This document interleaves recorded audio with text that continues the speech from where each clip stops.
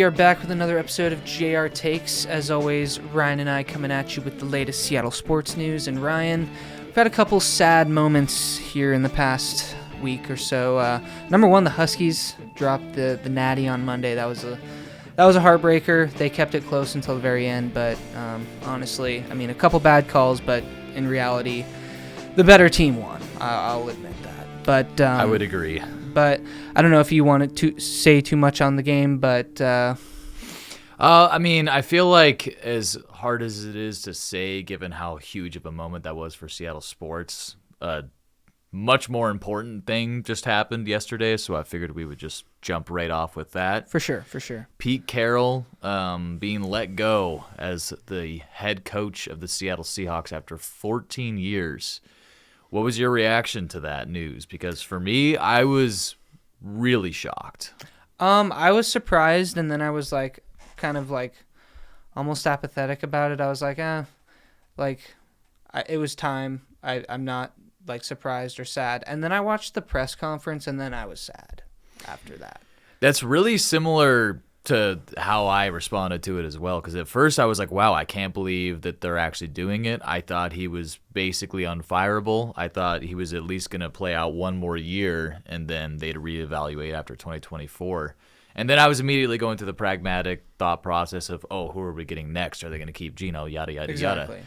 But, yeah, once I listened to that press conference, man, that was so much more emotion than I expected. Out of Pete and out of myself, just really made me realize, like, I love that guy. You know, Yeah. He's been like almost like a grandfather. He's a grandfather figure to every Seattle sports fan. And, you know, I guess if we just have to kind of sum up what he means to this city, to this community, to Seattle sports in general, and to football in general, I don't think we're ever going to bring in a head coach that's going to have even close to an impact of the impact that he had on Seattle sports. He and the culture he built, and the way he was able to coach with compassion and with empathy and understanding and positivity, and have it actually work and have a badass team with it. Because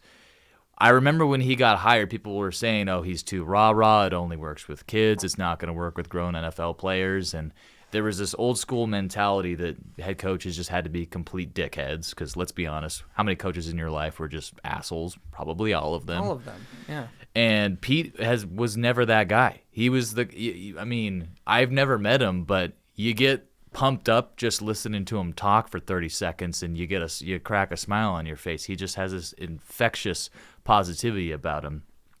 And, you know, he gets hired, it gets a third chance in the NFL, and people were saying immediately that it's not going to work, but he made it work. And I think there's been a culture change, not just in Seattle, but league-wide, with these coaches coming in that are more empathetic towards the players and, you know, treat them, just focus more on the human aspect of it.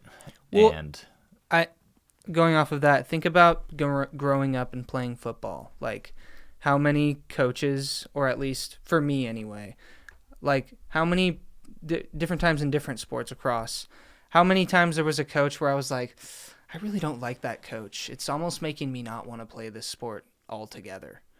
And you think about what Pete Carroll does. He lets everyone be themselves and is essentially the good cop in every scenario, where you have Jamal Adams being a total fucking knucklehead on Twitter and going after people's families, and Pete is still acting like Jamal was not in the wrong. And it's just like, if you have people like that in your corner, then yeah, like, he's a generational type of coach. But then you have the other side where, like, everyone thinks playing football you have to be so hard-nosed and, like, emotionless, and it's not the way that the sport should be played, in my opinion. And I think the sport loses a lot of probably good players because of that attitude, and I think we're shifting to a better, I guess, approach to the game. And I heard a quote from Danny Amendola this week. I don't know, you probably heard it too. I did not. Bill Belichick, he was just let go, mutually parted ways, supposedly. Bill, but let's. I did not hear that news. Yeah, that was Yeah, this that was morning. this morning. And Shoot. yeah, and Danny Amendola said we worked for Bill and we played for Tom, and that's kind of a like, I guess, sort of a reflection on how that organization was ran. I mean, remember that video I showed of Bailey Zappi when they beat the Steelers, and he went up to Bill, shook his head, and told Bill congratulations. Like, that's crazy.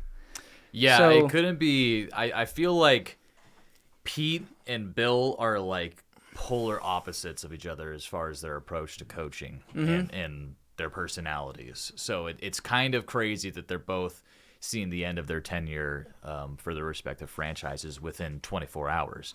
And Nick Saban, that's kind of a whole different conversation, but wild 24 hours for anyone that's been a football fan for the last. Saban. He retired. So all these really In the past successful, 24 hours, yeah. like older coaches but successful, like Yeah, they're all 71 or 72. it's a turn of the tide. It's man. pretty Yeah. wild. I mean, it's definitely an end of an era, for lack of a better way to put it.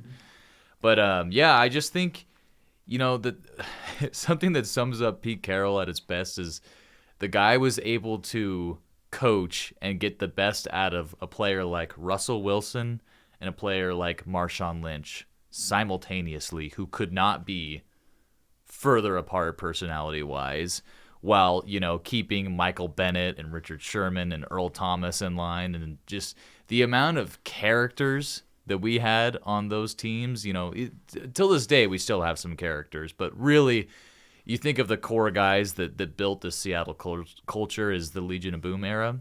And most of those guys wouldn't have had a shot in this league if it wasn't for Pete Carroll because of their personalities. So I just think, as you were saying, it really he really showed that when you let people be themselves, you can get the best out of them instead of trying to force them into boxes and be robotic and all that. So I just have to say, I don't necessarily think the game moved past Pete Carroll, but as far as this being a football decision, the timing does make sense, being 72, being towards the end of the contract. We haven't won a playoff game since 2019. We haven't won a divisional playoff game since 2014. So there's reasons, but even if we get a coach in here immediately who is a better coordinator and maybe even gets us back to the big game, we're never going to get a coach in here ever again that's going to care more about this community and the players and the culture. And there's just never going to be a guy like Pete Carroll again. Yeah, agreed. I don't really have much more to say about Pete as far as what he did for the culture. I mean, like I said, I was so ready to move on from Pete yesterday when I heard the news, and it took me almost like I skipped the grieving process. I was like, oh, okay, moving on to the next best thing. I want an offensive coach. I want, to trade up to get a quarterback. I want to just totally flip this thing. Goodbye, Gino, all this, that, and the other. And it just I stopped for a second and had to I guess let it all kind of sink in. And He's been the coach for half our life, dude, if you think about it, since 2010. Yeah. So, and I don't know if you saw, but Bobby and Tyler and Gino were all there for the press conference yesterday. Was Russell or something? Russell came. So there was a retirement party for Pete Carroll last night with the Legion of Boom era guys, some of them. And yeah, Russell flew up from Denver to hang out with everybody, which that makes me happy. Yeah. That's really awesome. I think, that if you still vilify Russell Wilson, I think right there, that's got to put a pin in it, man.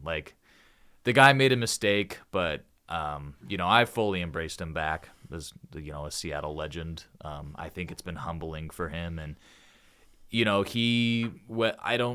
I don't think he's being disingenuous. I think he truly does love Pete Carroll, and I don't think he'd be back up here if that wasn't the case. So that was really cool to see. And I heard a little snippet because they didn't release the full interview. I know, I was bummed about that. I tried to listen to it today, and I could not find it.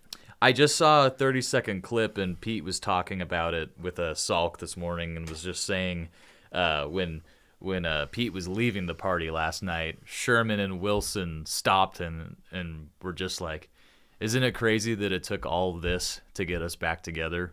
Yeah. And I think, we zoom back 10 years ago and we're, well on our way to winning Super Bowl 48. I think everyone in the Northwest thought we were well on our way to becoming the next Patriots, winning multiple championships, repeating all that. And it didn't work out that way. But for it to all end and to have this core group of guys that are just icons back together for the most part, minus Earl, I wish hadn't gone the way it did with him, but it's a really beautiful way to close out this chapter of Seattle sports history, in my opinion. Yeah, I wonder if Earl will ever get some sense, and I hope he gets the help he needs. Yeah, that's what I mean by that. Yeah. Not that I think he's an idiot or anything like that. There's clearly something going on that's more than just that. Yeah, it's just sad, but yeah, I mean, I guess that's all I really have to say about it. I think it was words that need to be said because Pete's our guy, and we shall never see his like again. Yeah, I know. I certainly didn't feel this way when Mike Holmgren retired. He was a great guy, great coach. Have some great memories of him, and then skip the Jim Mora junior year that just didn't happen, and then the Pete Carroll era. Yeah, it's sad, obviously, to see him go, but I think we wanted to hold on to him is more, I feel like, clinging on to nostalgia than it is to moving on and progressing forward. Mm-hmm. The bottom line is the league has changed, and there was too many games this season, if I'm being objective, where I felt like something was really off about this team in a not good way. Both Rams games come to mind, the Steelers game in particular. I think if that game had gone differently, we might not be having this conversation right now. We almost certainly wouldn't because we'd be in the playoffs. But I feel like in the last 3-4 years, there's been too many games where the Seahawks just show up and look half asleep and soft. And Pete Carroll said it himself in his closing interview that we had kind of lost our edge, specifically at the line of scrimmage and run the game, stopping the run. And yeah, that was the very first thing we tried to establish when he got here, and we couldn't establish it anymore. So I still think he's a great coach. I think if, somehow or another he ends up coaching another football team again, they're going to be successful. But it does make sense that for the franchise, it's probably time to move on. And John Schneider, for the first time in his career, is going to have full control of this team's roster and this team's coaching staff. So that means all these coordinators are gone, basically. Waldron's being interviewed as we speak. That's why I don't think we're going to go in the Dan Quinn direction. Nor do I think we should. I don't think we should either. I think it would be the same thing as keeping Pete, but worse, potentially. And yeah, it's like it's like putting a Band-Aid on, you're just prolonging the inevitable of changing, once again, what you want to do moving forward as far as a culture standpoint, which I think Pete built a great culture. And I mean, people that I've had this conversation with are saying oh, well, we already have all these defensive players. We might as well keep a defensive-minded guy, blah, blah, blah. It's we have all these offensive weapons too. I think it's the opposite. I think we should. My number one target, just purely from a schematic perspective, is Ben Johnson from the Detroit Lions, because I think he could basically take this offense as is, make a few changes, and get us to be a top 5 offense. Because I think we should have been this year. I think it was Agreed. A major blunder that we weren't. Or Jim Harbaugh. That's my only. That's my Shohei Ohtani prayer again. I don't think it's gonna happen, but I don't think it's gonna happen because I think Jim. First of all, the optics of it going from Pete to Jim would be really weird and awkward. But second of all, I think Jim is gonna want a team that he can completely blow up and also be at least co-GM of, and I don't think he's gonna get that here. Maybe. We don't know if he wants that. He could, but I'm speculating. That's my guess. Yeah. I think he's a great coach, and I think he would do a great job here. But for that reason, I think he would more likely go to a team that's at, like the Panthers or something. That's I really can't see him going there. Actually, maybe somewhere more like Atlanta. I don't know. Or he just wants to stay in Michigan and win more That too. championships. That too. Yeah. But I don't know what the arc of a college, because he was in the NFL, then he went to college, and then He was college, NFL college. Okay. So, I don't know. I mean, he's won the national championship. I'm sure he probably now wants to win a Super Bowl as a coach. I Makes feel like sense the to whole me. thing with Jim Harbaugh has just been like speculation that he's going to be in the NFL in 2024, though. Because Yeah, I've heard that no one's like, actually heard him say those words. Everyone's just saying shit. yeah, and I've heard that all season. Like Yeah. I was hearing that in September. So I think it's just what everyone wants. It's what I want. I don't have any basis of why he would do it. It would be cool. Mhm. He was a great coach in the NFL, and he was fun to hate. So he'd Agreed. be even more fun to finally he's on our side, and we get to watch him be on the sideline. Yeah, another target I'd like to go after, if we go after a defensive-minded guy, would be Mike McDonald, the Ravens defensive coordinator. Because, dude, the way he's ran that defense this year has just been insane. And, he took a guy like Jadeveon Clowney, who has been good but never really lived up to his draft status. And in year 10, he's like an all-pro. So, I don't know. I just think we need one of these really sharp, younger minds that are out there. And I think the culture that's established in Seattle is established, and it's not going anywhere. Regardless of the coach, they'd really have to ruin things for that to happen. But I think with what Jody Allen has showed in making this move is we want to be competing for championships every year with this team. And if we're not, then changes are going to be made. So even if we miss at this first attempt to get a coach, it could take a few years, but I don't think we're going to we're not going to get a Jason Garrett is what I mean. I hope not. And I really hope not, yeah. And I feel like an internal promotion or Dan Quinn would be similar to that. I wouldn't be excited about it. I don't think we'd be bad because I don't think we have a bad roster. I mean, we had a winning season. We should have won 3 or 4 of the games we lost. So I don't think this team is that far from contention. It just needs a little more juice in the playbook and a few more players. I also just worry about if we hire Dan Quinn. You think about it. Dan Quinn, when he went to that Super Bowl, remember who his offensive coordinator was? Kyle Shanahan. Yeah. So it's and what happened when he left?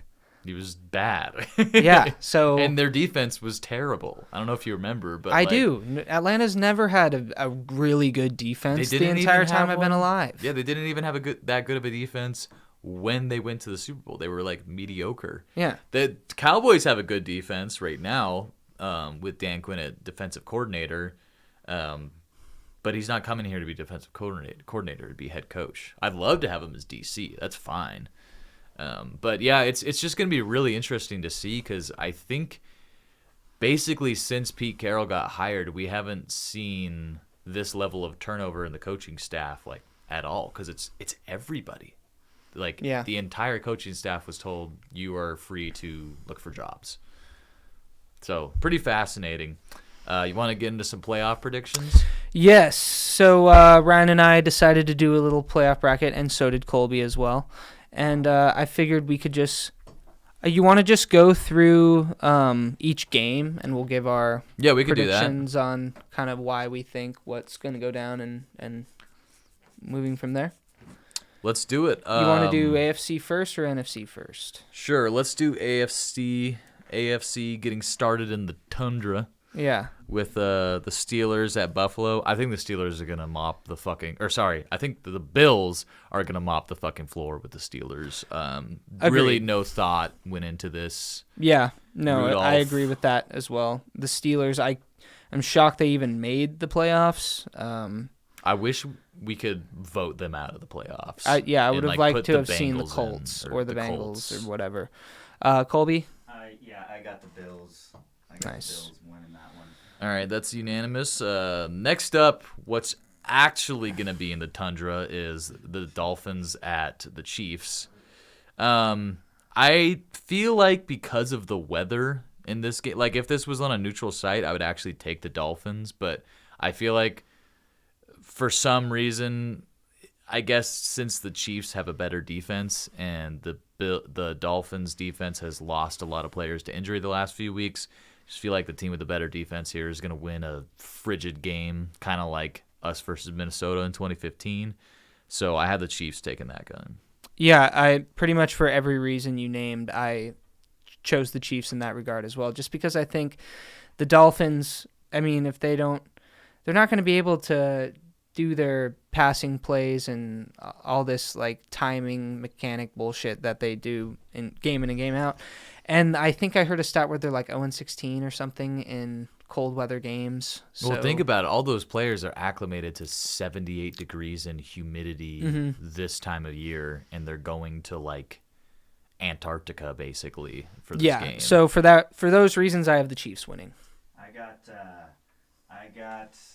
Mike McDaniel's doing a little bit of upset. And the Dolphins are gonna just eliminate the Chiefs in the first round. I would love for that to happen. Yeah, so that's what I got.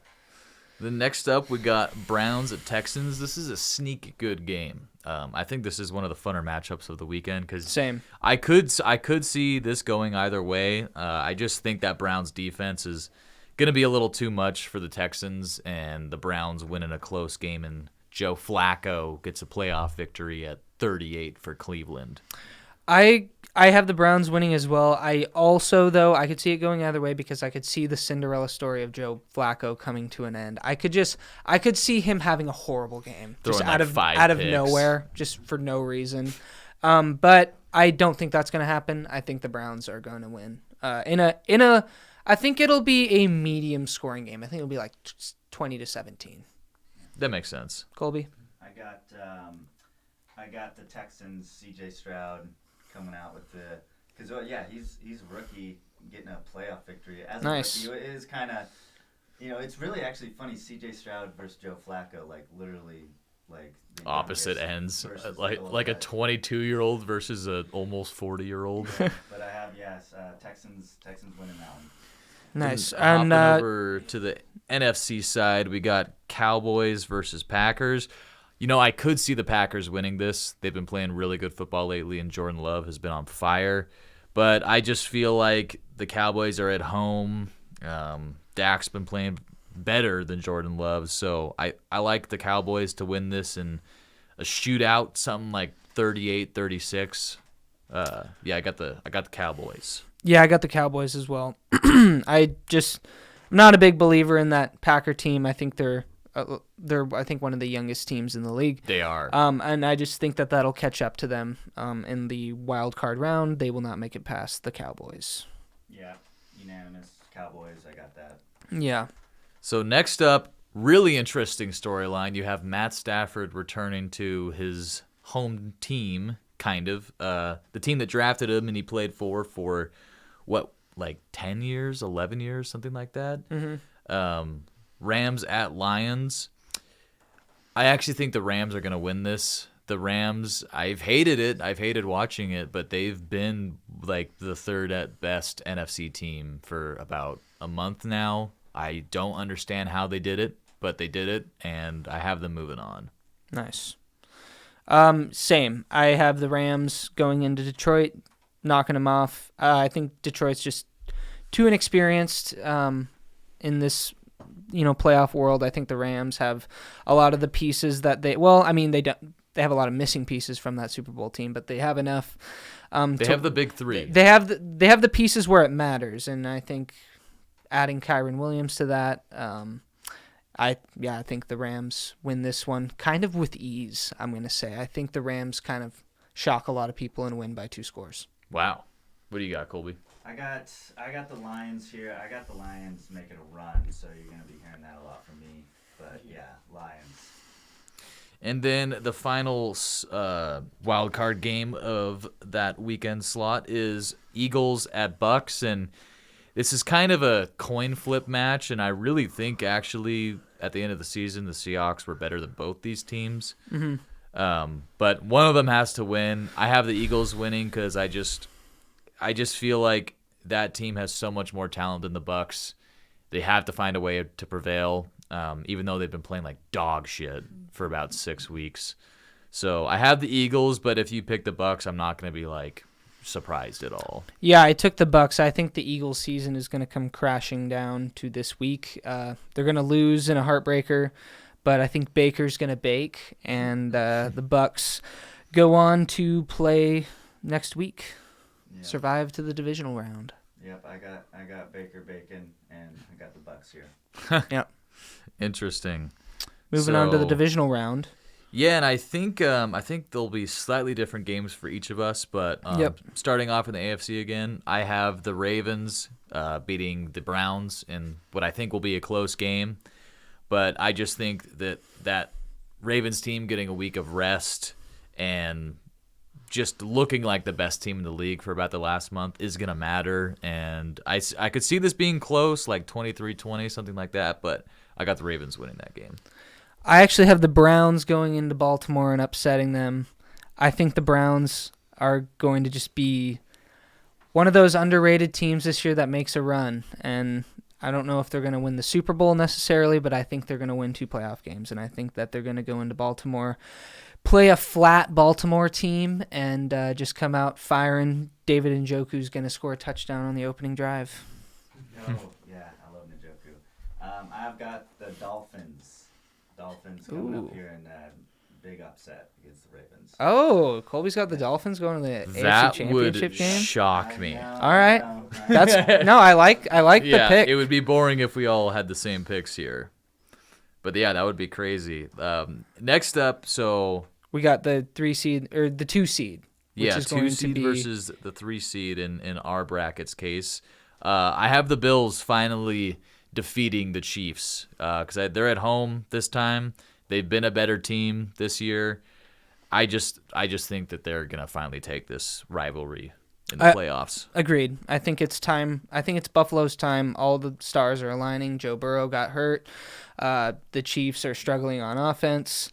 The Ravens are really the only one in their way, and they just got beat by the Browns in my bracket. So I'm gonna say the Buffalo Bills knock off the Chiefs. I like it. I'm right there. Yeah, Bills are going to the AFC Championship. Yep. And then moving on to the NFC divisional round, Ryan, who you got taking on the Niners? So it's Rams versus Niners in my bracket, and I could see the Rams pulling off the upset. I just feel like that Niners team is too good this year, man, and I think they're gonna pull away in the fourth quarter like they often do and win by about 10 points, 33-23 kind of game. Mm-hmm.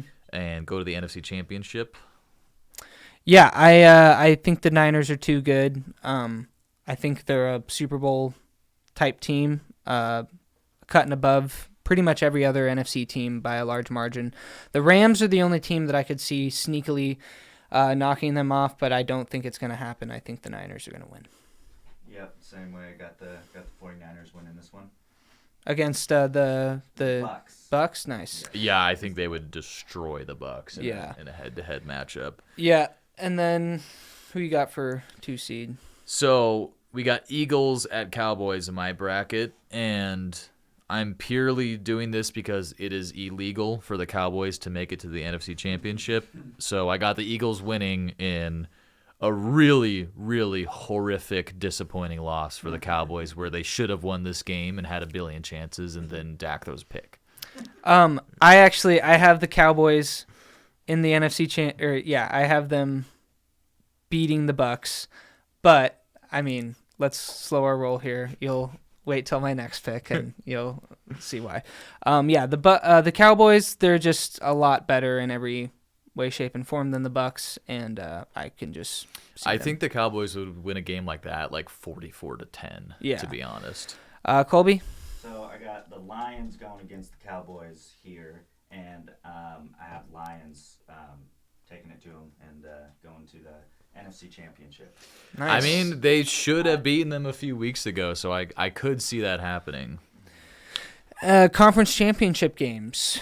Ryan, you first. So I got Bills at Ravens, and I think this is one of the toughest teams for the Bills to match up against. Mm-hmm. But I just have a feeling that this is the Bills' year for some reason, and I think they pull off a wild overtime win over the Ravens here in the AFC Championship, make it to the bowl. I've got the Browns at the Bills. I do think the Browns make a amazing run, but I think it comes short this week. I think the Bills, I said it ever since they lost to the Denver Broncos. You write off a team that has all the pieces, the personnel to win a Super Bowl. All they have to do really is just stay the course and ignore all the outside noise, and that's pretty much exactly what the Bills did. Mm-hmm. And I think that the Bills are going to continue to do that, and they're going to find themselves in the Super Bowl. Yep. So I got the Dolphins at the Bills here, and the Bills are going to the Super Bowl. So we all got the Bills in the AFC. That's interesting. On the NFC side, my NFC championship is Eagles at 49ers. So same matchup as last year, but with the field swapped. Mm-hmm. And I think the 49ers blow them out this time, kind of like how they did earlier in the season. Again, you've kind of felt it all season. There's just not a team in the NFC really that stacks up to the 49ers. And the Eagles in my bracket are kind of wondering how the hell they even got here. So Super Bowl matchup is Bills and Niners in my bracket. And I've got the Cowboys at the Niners. I have the Cowboys losing to the Niners in the NFC Championship game to be the only thing that the Cowboys have to talk about for the next 20 years. So, yeah, Niners in the Super Bowl. I just think that they're too good, and they win by, I'm going to say, 9 points. Yeah.